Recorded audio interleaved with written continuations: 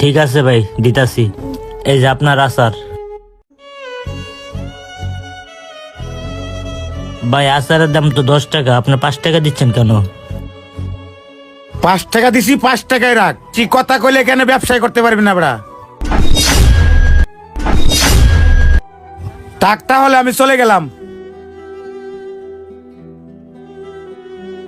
বন্ধু, এখানে সময় লস আমরা না করে আজকে তো 31st নাইট, তো চিলমিল তো হইব আজকে রাতে, বুঝোস নাই? চল এখানে সময় নষ্ট না করে আমরা আয়োজন করি। আচ্ছা বন্ধু শোন, আমরা তো প্রতি বছরে 31st নাইটে অনেক চিলটিল করে টাকা পয়সা নষ্ট করে থাকি। তো বন্ধু আমি এবার একটা সিদ্ধান্ত নিছি, এবারের পার্টিটা আমাদের অন্যরকম ভাবে হবে, তুই শুধু চেয়ে দেখ। বলিস কি? বুঝলাম না তোর কথা। অন্যভাবে মানে? হ্যাঁ অন্যভাবেই। তাহলে শোন, তুই একটু আগে দেখলি না ওইখানে একটা মেয়ে কান্নাকাটি করলো? সবই তো দেখলাম, তাহলে তুই এখন